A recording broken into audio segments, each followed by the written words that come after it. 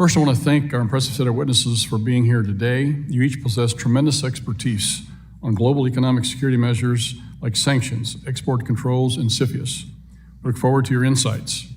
The National Security Subcommittee has made exposing the threat posed by the Chinese Communist Party to the United States our top priority.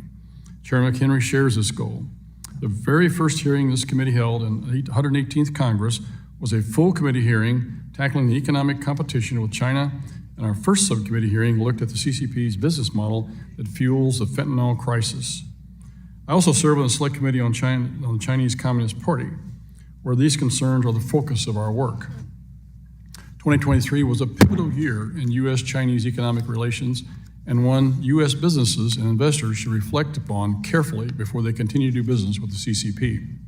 We saw Chinese security forces raid and imprison local staff at U.S. consulting firms, Capvision, Bain & Company, and Mintz. They imposed sanctions on U.S. companies Lockheed Martin and Raytheon, banned U.S. chipmaker Micron, detained a senior executive of Japan's Astellas Pharma Group, and hit London headquartered Deloitte with a record fine. This behavior hasn't let up this year.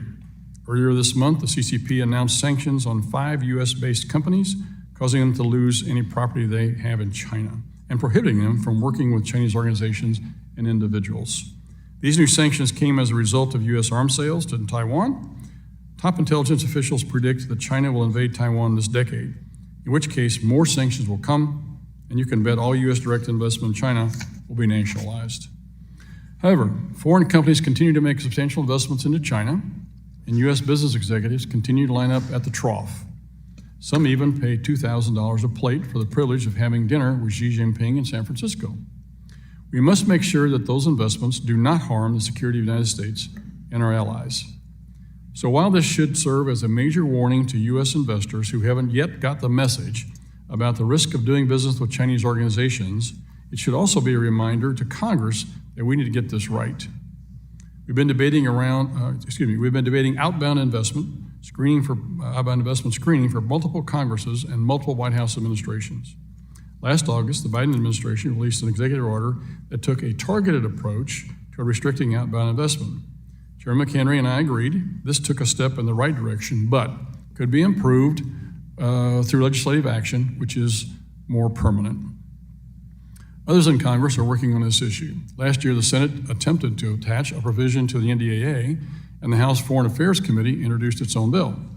I applaud the efforts of my colleagues for continuing to think about how to address these challenges.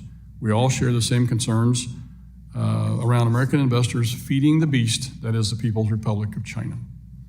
However, the best approach that I have seen on this front is the bill sponsored by my good friend, Mr. Andy Barr, the chairman of the Subcommittee on Financial Institutions and Monetary Policy, as well as a member of the subcommittee.